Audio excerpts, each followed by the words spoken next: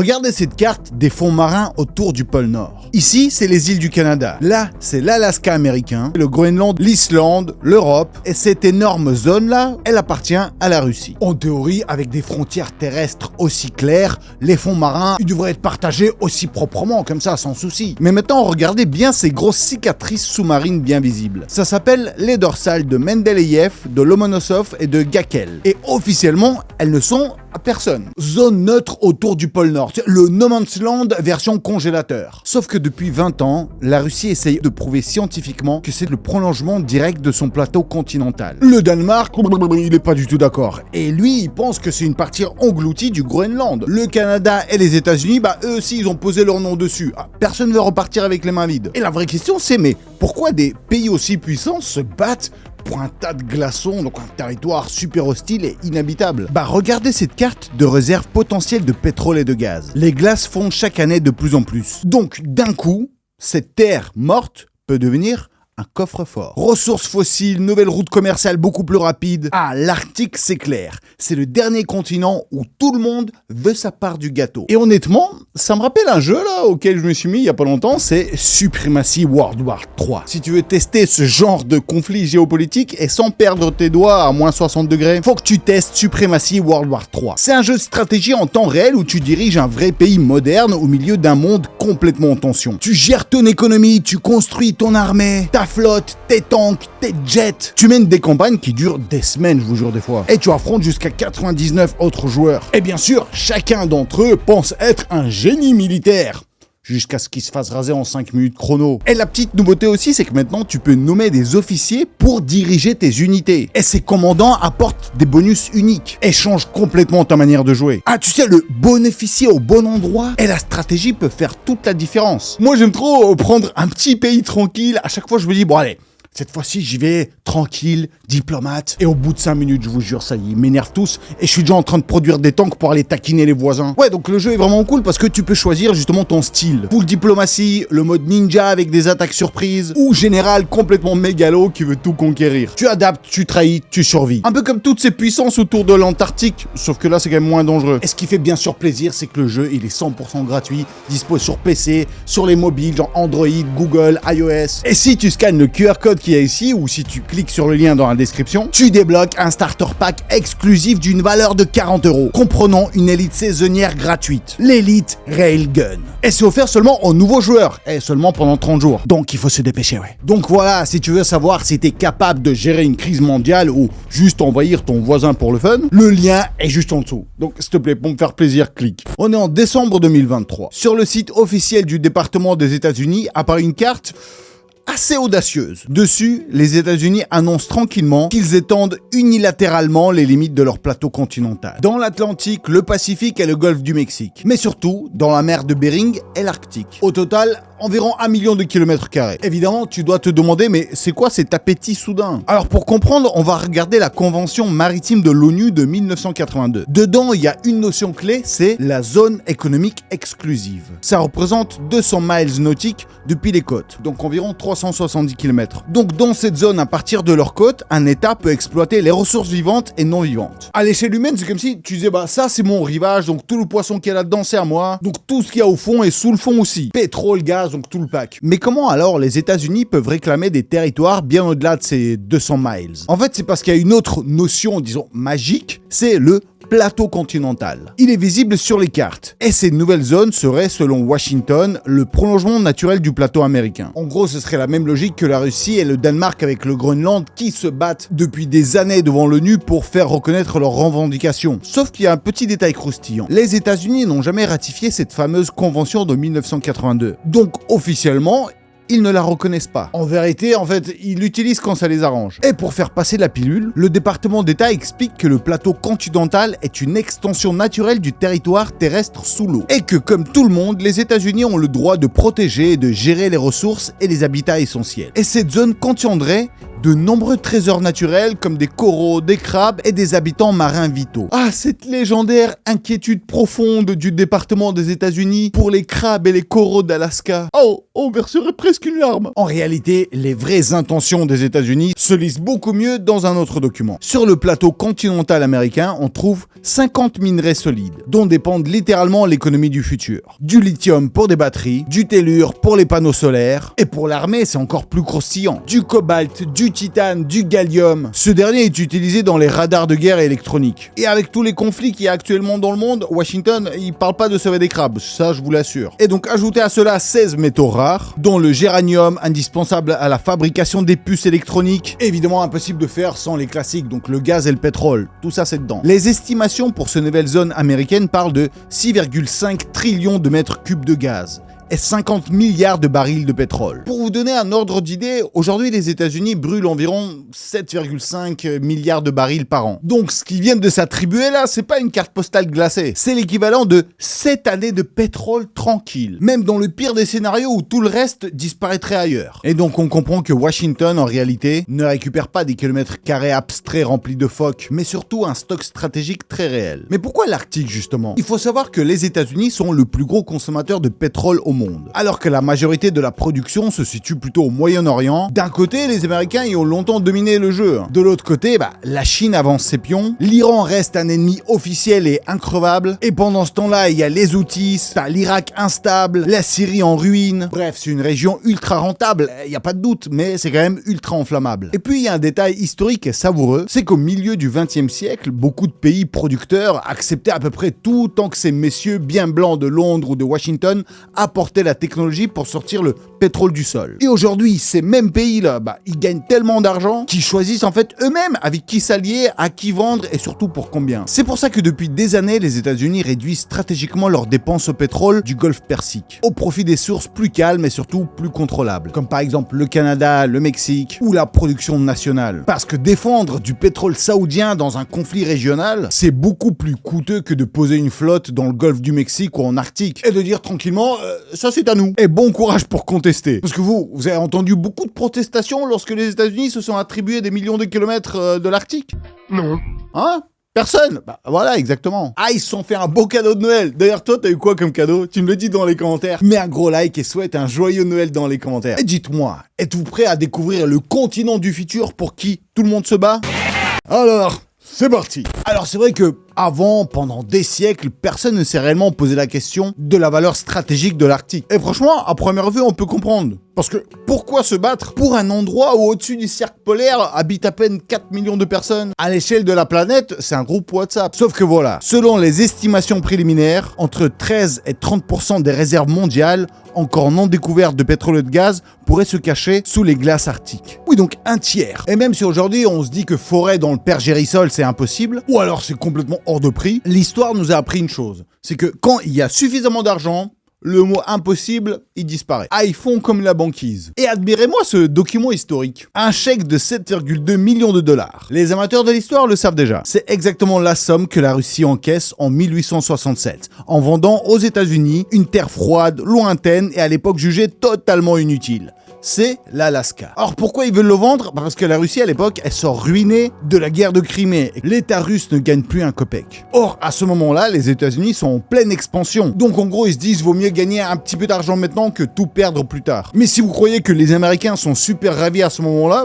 pas tant que ça. Certains encaissent les pots de vin et d'autres se moquent dans les journaux. Ils surnomment l'Alaska le réfrigérateur de Stewart, le nom du secrétaire d'État qui a négocié le contrat. Le président est félicité d'avoir acheté un super parc pour ours polaires. Donc en gros, la plupart des gens se moquent. Et puis 30 ans après à peine, c'est le retournement du scénario. À côté d'un des plus gros fleuves, on découvre de l'or. Au milieu du XXe siècle, on trouve du pétrole, puis du gaz. Et puis aujourd'hui, l'Alaska, elle est dans le top américain pour l'or et le pétrole. Et produit à lui-même 10% du zinc mondial. Pas mal pour un congélateur. Mais surtout, l'achat de l'Alaska fait des États-Unis l'une des grandes puissances arctiques. Et leur permet de formuler aujourd'hui ce genre de revendications territoriales. Et oui, donc imaginez, sans cette vente de l'Alaska, la carte de l'Arctique russe pourrait ressembler à quelque chose de très différent, beaucoup plus large. Donc la moralité, comme disait Mark Twain, achetez de la terre, on n'en fabrique plus.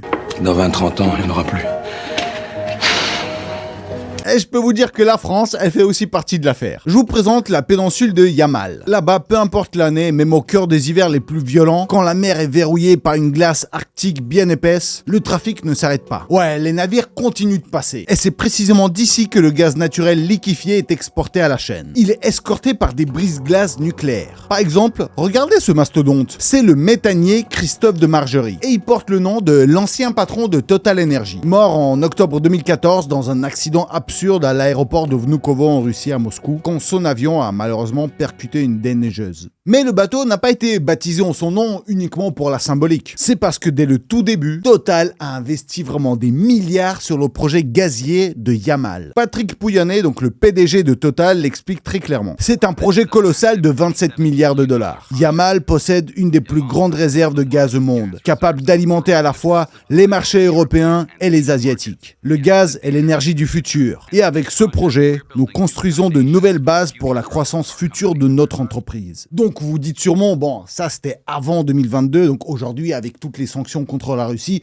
Total a dû plier les bagages et vendre ses 20 parts de marché à quelqu'un. Eh bien non! Déjà, à la fin de 2022, la Russie a battu son record de livraison de gaz naturel liquéfié vers l'Europe. Et ensuite, il n'existe tout juste aucune sanction contre ce projet précis. Comme si des gens vraiment importants étaient impliqués là-dedans. Alors, sans rentrer dans les polémiques, on n'est pas là pour faire de la politique, mais du côté européen, acheter du gaz russe, ça reste très rentable. Surtout quand on a investi soi-même dans les infrastructures. Pour vous situer, l'ironie, c'est que les entreprises françaises figurent parmi les plus rentables du secteur pétro-gazier mondial, alors que la France elle-même est classée 83e pour les réserves de gaz et 80e pour le pétrole. Ah, c'est le business avant l'écologie. Et par exemple, ce même bateau-là, donc Christophe de Margerie, il continue de faire des allers-retours entre le port belge de Zeebrugge et Yamal, sous pavillon panaméen. Et aussi, il faut savoir que produire du gaz liquéfié dans l'Arctique est naturellement plus rentable que, par exemple, je sais pas, au Qatar. Parce qu'en fait, pour transformer le gaz, donc en liquide, il faut une température aux environs moins 160 degrés. Donc c'est vrai qu'au Qatar, c'est un peu plus compliqué qu'en Arctique, parce qu'en fait, ça réduit son volume de 600 fois. Donc bien sûr, c'est un processus qui est très coûteux. Mais déjà, quand dehors, il fait un moins 50 degrés, il commence par faire refroidir le gaz avec la température extérieure. Donc il y a moins d'énergie dépensée et plus d'efficacité. Le froid fait le boulot. Et le truc, c'est que ces réserves de gaz, il y en a beaucoup en Arctique. Voilà par exemple à quoi ressemble la carte des réserves potentielles de pétrole et de gaz dans toute l'Arctique. Et là, on parle plus de milliards, on parle de trillions de dollars. Donc tout de suite, vous comprenez pourquoi, donc couvert de toute cette glace, se joue en fait, en réalité, une des batailles politiques et économiques les plus hardcore du 21e siècle. Mais l'Arctique, en plus de ça, ce n'est pas qu'une question de pétrole et de gaz. Il y a des priorités beaucoup plus, disons, logistiques. Alors, sur papier, c'est super avantageux. Il y a environ 15 000 km entre l'Europe et l'Asie, contre 24 000 via le canal de Suez. Donc, t'as seulement 20 jours de mer dans le nord contre 40 jours si tu passes par le sud. Mais le problème, c'est qu'en trafic réel, il n'y a pas grand monde qui passe par le nord. Alors oui, c'est plus court, mais c'est surtout beaucoup plus cher de passer dans la glace. Ouais, le réchauffement climatique n'a pas suffi pour dégeler la route. Donc pour passer, il faut forcément louer un brise-glace, et là, l'addition, elle explose. Et dans l'économie moderne, le facteur clé, ce n'est pas la rapidité, c'est le prix. Donc vaut mieux un porte-conteneur qui va 30 à 40% plus lentement, mais qui consomme 2 fois moins de carburant. Pour vous donner un autre exemple, pourquoi la vitesse dans l'industrie et dans l'économie n'est pas du tout avantagée, vous vous souvenez du Concorde, un bijou supersonique. Il te faisait un Londres-New York en 3h30 à 2100 km/h contre plus de 8 heures aujourd'hui. Et pourquoi on ne vole plus aussi vite? Eh ben parce que ces avions brûlaient du carburant comme un barbecue géant. Les billets coûtaient une fortune. Et il n'y avait pas assez de clients riches pour payer toutes les places. Pour ce prix-là, les mecs ont préféré prendre des jets privés. Et surtout, une logistique ultra rapide et surtout beaucoup moins fiable. Donc revenons à l'Arctique. Alors oui, la Russie possède la flotte de brise-glace nucléaire la plus grande et la plus moderne du monde. Alors ces machines peuvent fondre n'importe quelle glace et peuvent transporter des cargos sans souci, mais qui intervient en cas d'accident? Qu'est-ce qu'on fait si quelqu'un tombe gravement malade durant le trajet? Il n'y a pas de pharmacie au bord de la route. Comment évacuer quelqu'un à l'hôpital le plus proche quand t'es dans le Grand Nord là-bas? La communication, pareil, il n'y a pas du réseau partout. Les satellites, ça reste capricieux. Parce que normalement, un conteneur entre Shanghai et Amsterdam, il voyage jamais dans seul trait. Il s'arrête, décharge, recharge, change de marchandises. Sur la route maritime du Nord, la plupart des ports n'ont même pas de liaison ferroviaire. Donc en gros, on extrait et on exporte, c'est tout. Mais voilà.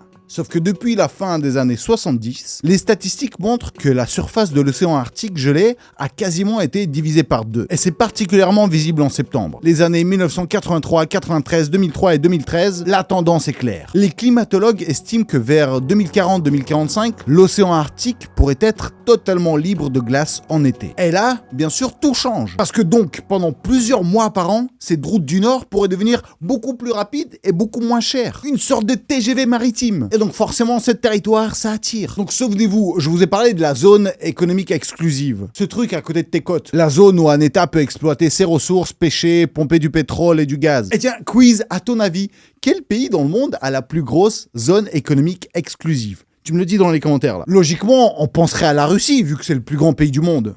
Eh ben non. Les champions, c'est la France. Cocorico! Alors pourquoi la France? Parce que bien sûr, je vous rappelle que le territoire de la France ne se limite pas à l'Hexagone. Elle a des îles dans l'océan Indien, près de l'Amérique du Sud, autour de l'Australie, et surtout d'immenses possessions dans le Pacifique avec la Polynésie française. Et il y a la même logique côté américain, ils sont vraiment pas loin de la France. Et c'est d'ailleurs pour ça que les grandes puissances cherchent à être présents un peu partout dans le monde, par tous les moyens possibles. Et ça nous amène à l'Arctique et aux îles Svalbard. Juridiquement, elles appartiennent à la Norvège. La réserve mondiale de semences au cas où l'humanité ferait encore n'importe quoi. Mais regardez ce petit village là, avec moins de 500 habitants, c'est Barentsburg. Il y a un buste de Lénine, des cafés, des enseignants russes. Donc depuis presque un siècle, la Russie vit ici et extrait du charbon. Et pourtant, on est bien sur un territoire norvégien. Et tout ça parce qu'en 1920, à la conférence de paix de Paris, un accord est signé. Les îles jusque-là 100 mètres sont attribuées à la Norvège. Mais avec une clause très spéciale. C'est que 45 pays obtiennent le droit d'y mener des activités économiques et scientifiques. Donc faire de recherche, faire des tests.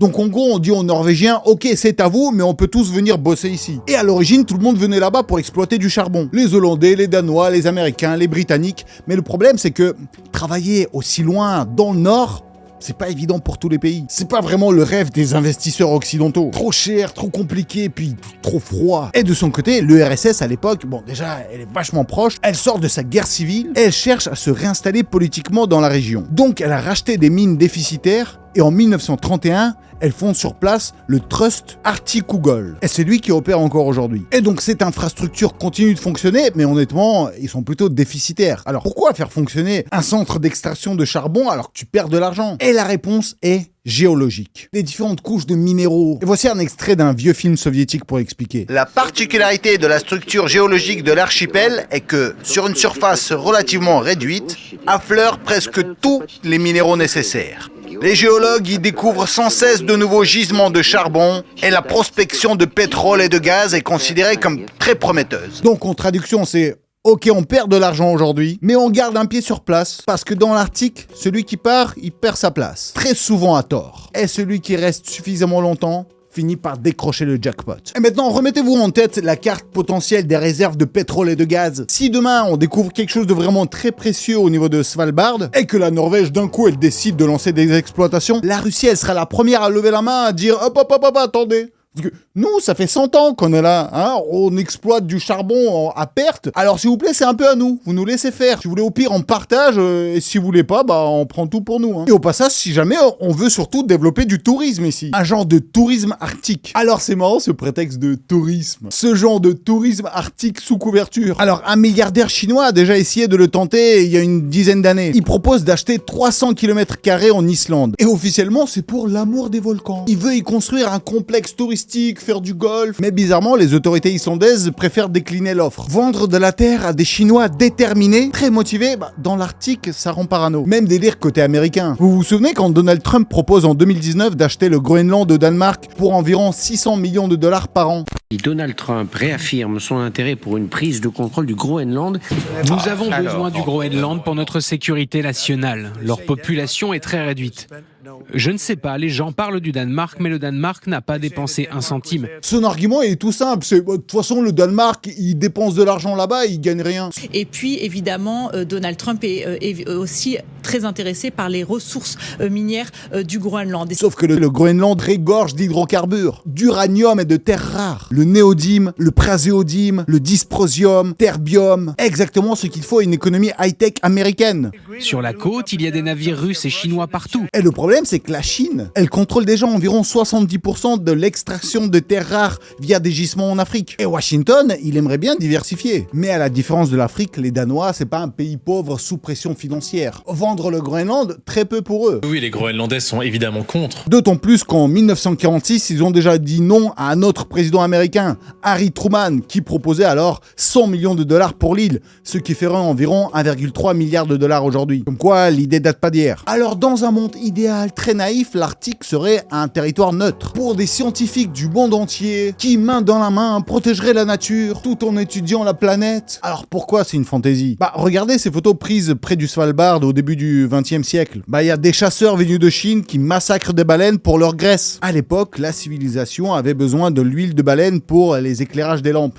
Donc dès qu'il y a du profit à faire, ça fonce. Donc la protection de l'Arctique, c'est surtout parce que c'est gelé et parce que c'est loin. Aujourd'hui, la vraie barrière contre le pillage total, ça reste la glace. Ce qui est ouf, c'est que certaines baleines vivent jusqu'à 200 ans. Donc probablement, beaucoup de celles qui sont restées, elles se rappellent très bien à quel point la race humaine est une espèce dangereuse. Alors mes Yagadou, pour cette fin d'année, je veux vraiment apporter de l'espoir. J'espère qu'on sera meilleur l'année prochaine. Et comme disait l'acteur soviétique Nikulin, si chacun d'entre nous rendait heureux juste une personne dans le monde, en fait, le monde entier serait heureux. Donc faites-le. En tout cas, moi, vous me rendrez heureux si vous mettez un gros like à cette vidéo. Mettez un petit commentaire pour souhaiter un joyeux Noël et une bonne année. Et je rappelle que pour ceux qui veulent tenter l'expérience Supremacy World War 3, qui est gratuit sur PC et mobile, construis ton armée, affronte des vrais joueurs et essaye de dominer la carte. Donc scanne le QR code ou clique sur le lien dans la description ou le commentaire épinglé pour choper le starter pack exclusif d'une valeur de 40 €, comprenant une unité saisonnière gratuite, l'Elite Railgun. Je rappelle que c'est offert pour les nouveaux joueurs seulement pendant 30 jours. Allez, bonne chance mon Yagada général. Merci beaucoup et en tout cas moi je vous fais un maximum de Yagada Kiss et j'ai déjà hâte de vous retrouver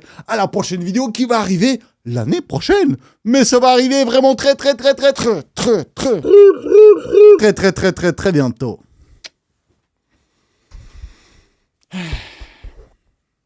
Allez, bisous.